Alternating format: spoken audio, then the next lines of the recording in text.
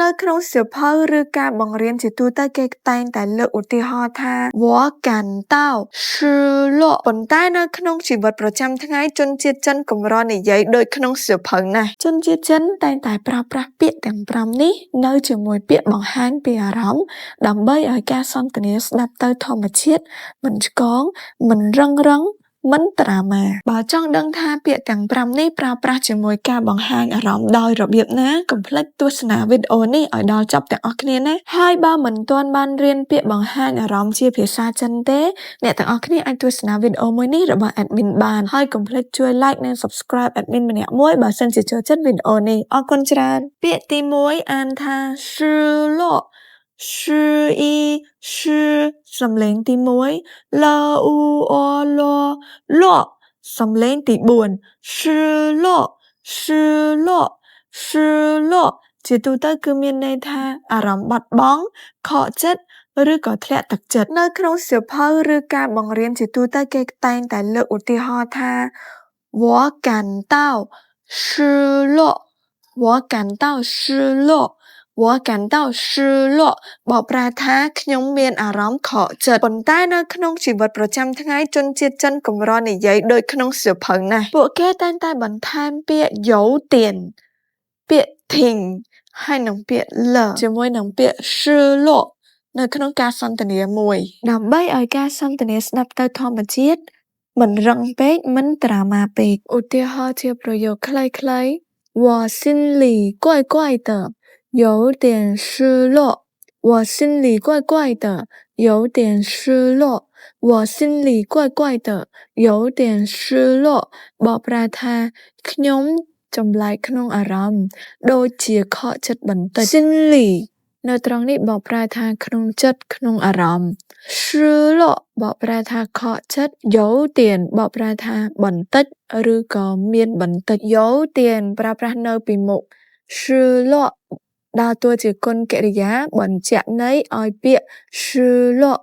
失落កម្រិតណា有点失落ខកចិត្តកម្រិតណាខកចិត្តបន្តិចឧទាហរណ៍ជាប្រយោគទី2我突然就失落了我突然就失落了我突然就失落了បកប្រែថាខ្ញុំភ្លាមស្រាប់តែមានអារម្មណ៍ខកចិត្ត突然បកប្រែថាភ្លាមស្រាប់តែអារម្មណ៍មួយនេះវាកាត់ឡើងភ្លាមដែលអត់មានការឲ្យហេតុជាមុន失落បកប្រែថាខកចិត្តលនៅត្រង់នេះមិនមានអត្ថន័យណាមួយជាក់លាក់ទេប៉ុន្តែប្រយោគនេះអាចពេញលេញបានទាល់តែមានពាក្យលនៅពេលក្រោយបែបនេះ我突然就失落了វាមានន័យពេញលេញជាងវាដូចជាការនិយាយជាង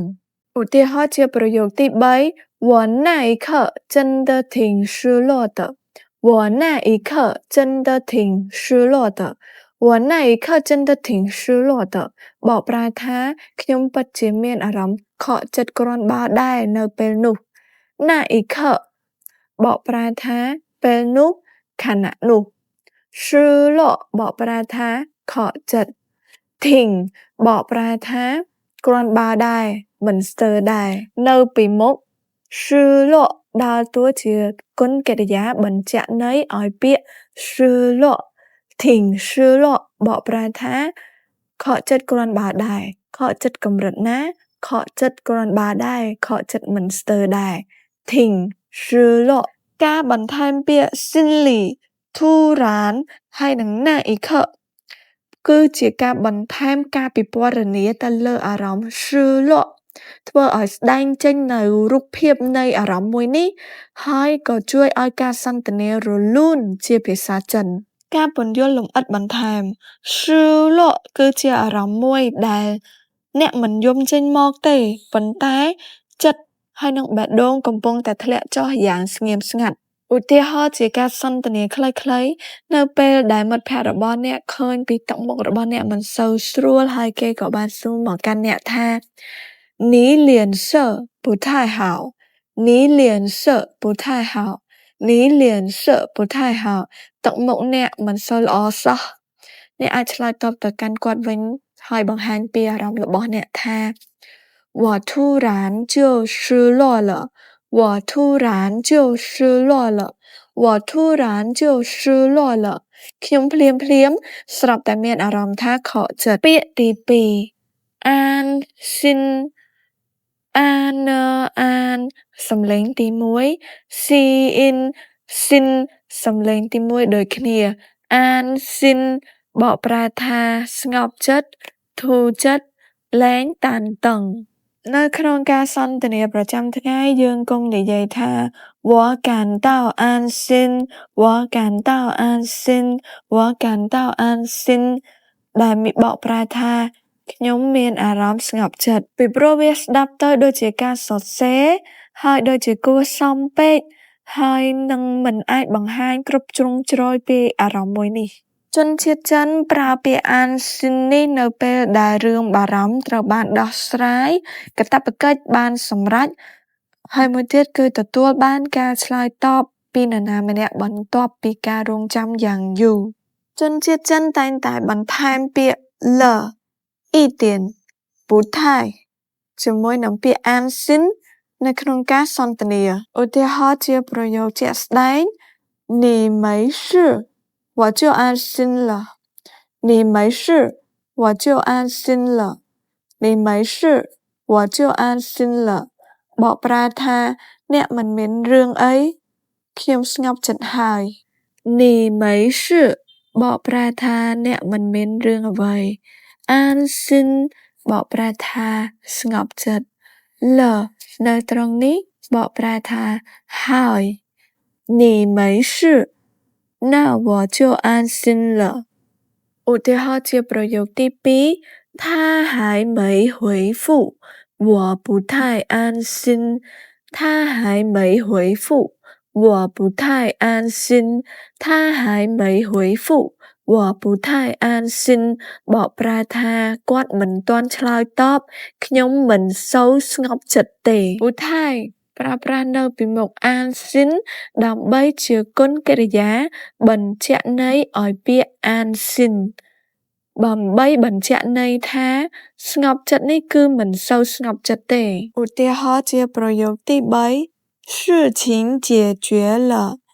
大家也安心一点事情解决了大家也安心一点事情解决了大家也安心一点បកប្រែថារឿងរ៉ាវបានដោះស្រាយហើយអ្នកទាំងអស់គ្នាក៏ធូរចិត្តបន្តិច事情解决了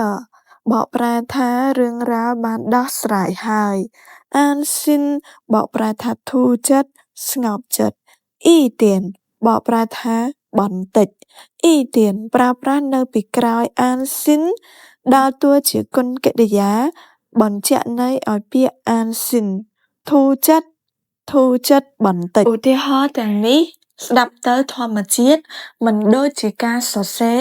តែគឺជាការនិយាយសន្ទនាដែលបង្ហាញពីអារម្មណ៍ធូរទ្រូងពិតៗឧទាហរណ៍ជាការសន្ទនាខ្លីៗខ្សែទូរស័ព្ទម្ខាងបាននិយាយថា我已经到家了我已经到家了我已经到家了បកប្រែថាខ្ញុំមកដល់ផ្ទះហើយខ្សែទូរស័ព្ទម្ខាងទៀតក៏ឆ្លើយតបទៅវិញថា那我就安心了那我就安心了那我就安心了បកប្រែថាអញ្ចឹងខ្ញុំស្ងប់ចិត្តហើយពាក្យទី3内疚e a n a n នៃសំឡេងទី4 e u yêu g yêu chiêu ជាវសំឡេងទី4ដូចគ្នានៃជាវបកប្រែថាពីបដិសារីអារម្មណ៍ដឹងខុសអារម្មណ៍មិនស្រួលក្នុងចិត្តដោយសារតែបានសាងកំហុសអ្វីមួយនៅក្នុងសៀវភៅឬការបង្រៀនទូទៅគេតែងលើកឧទាហរណ៍ថា我感到内疚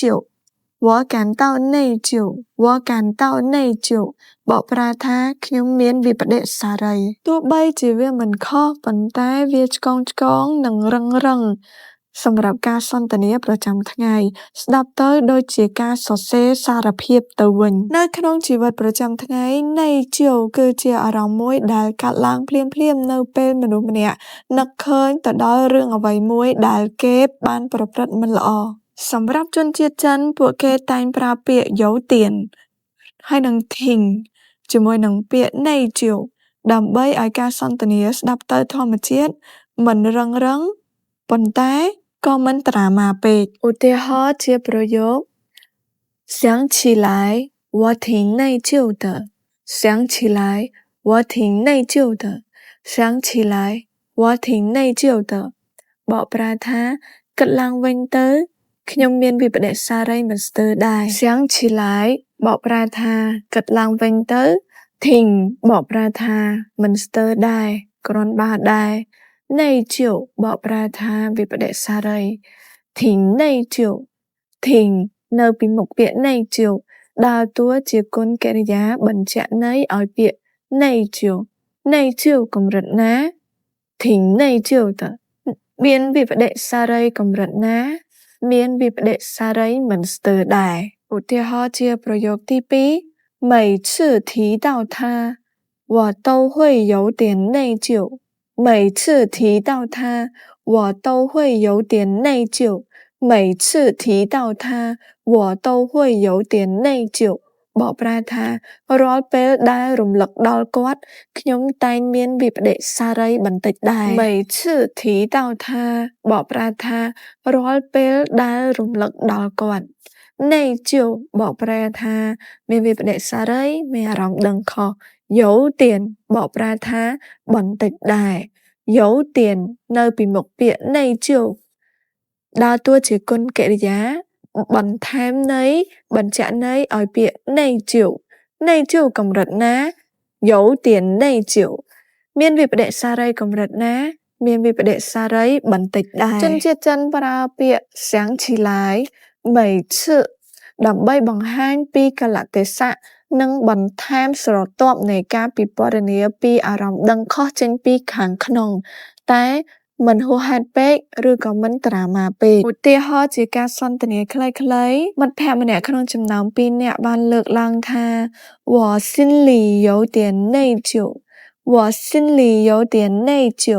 我心里有点内疚បកប្រែថាក្នុងចិត្តខ្ញុំដូចជាមានវិបដិសារីបន្តិចហើយមិត្តភក្តិម្នាក់ទៀតក៏តបទៅវិញថា好啦都过去了好啦都过去了好啦都过去了បកប្រែថាបានហើយមិនអីទេវាកន្លងហួសអស់ហើយដើម្បីលើកទឹកចិត្តនិងលួងលោមមិត្តភក្តិម្នាក់ទៀតកុំឲ្យមានវិបដិសារីខ្លាំងពេកពាក្យទី4庆幸庆幸សំឡេងទី4ដូចគ្នា庆幸បកប្រែថាមានអារម្មណ៍ថាសំណាងហើយធូរចិត្តដែលរឿងអាក្រក់មិនកើតឡើងជនជាតិចិនគេកម្រនិយាយថា我感到庆幸我感到庆幸我感到庆幸ខ្ញុំមានអារម្មណ៍ថាសំណាងហើយប៉ុន្តែជនជាតិចិនចូលចិត្តបរិយាយពិពណ៌នាអារម្មណ៍庆幸មិនឲ្យហមហានអសប្បាយពេកទេគឺបែបសាមញ្ញសាបពួកគេតែងតែប្រើពាក្យ庆幸ជាមួយនឹងពាក្យ有点听ឧទាហរណ៍ជាប្រយោគទី1现在回头看真的挺庆幸的现在回头看真的挺庆幸的现在回头看真的挺庆幸的បកប្រែថាក្រឡេកមើលមកក្រោយវិញពេលនេះខ្ញុំពិតជាមានអារម្មណ៍ថាសំណាងគ្រាន់បើបកប្រែថាគ្រាន់បើដែរមិនស្ទើរដែរ庆幸បកប្រែថាសំណាងដែលរួចផុតពីរឿងមិនល្អអ្វីមួយ挺នៅពីមុខពាក្យ庆幸បញ្ជាក់ន័យឲ្យពាក្យ庆幸ដើរតួជាគុណកិរិយា庆幸ប៉ុណ្ណា挺庆幸的តើសំណាងប៉ុណ្ណាសំណាងគ្រាន់បើដែរឧទាហរណ៍ជាប្រយោគទី2幸好没下雨还真有点庆幸幸好没下雨还真有点庆幸幸好没下雨还真有点庆幸បកប្រែថាសំណាងហើយដែលមិនភ្លៀងពិតជាហេងបន្តិចដែរ幸好没下雨បកប្រែថាសំណាងល្អហើយដែលមិនភ្លៀង有点បកប្រែថាបន្តិចដែរ庆幸បកប្រែថាហេងសំណាងយោទៀននៅពីមុខពាក្យឈីងស៊ីងដើរតួជាគុណកិរិយាបញ្ជាក់ន័យឲ្យពាក្យឈីងស៊ីងនេះឈីងស៊ីងប៉ុណ្ណាយោទៀនឈីងស៊ីងតើហេងប៉ុណ្ណាហេងបន្តិចដែរឈីងស៊ីងមិនមែនជាភាពរីករាយទេប៉ុន្តែវាជាអារម្មណ៍មួយដែលថាហូយអរគុណព្រះជាម្ចាស់ដែលរឿងមិនល្អមិនកើតឡើងឧទាហរណ៍ជាការសន្ទនាខ្លីៗសិស្សសាលាម្នាក់បាននិយាយទៅកាន់ម៉ាក់គាត់ថាស៊ីងហៅម៉ៃលីងអ៊ូស៊ីងហៅម៉ៃលីងអ៊ូស៊ីងហៅម៉ៃលីងអ៊ូស៊ីងហៅម៉ៃលីងអ៊ូបកប្រែថាសំណាងហើយដែលមិនទៅទឹកភ្លៀងហើយម៉ាក់គាត់ក៏ឆ្លើយតបទៅវិញថា想想都庆幸想想都庆幸想想都庆幸បកប្រែថា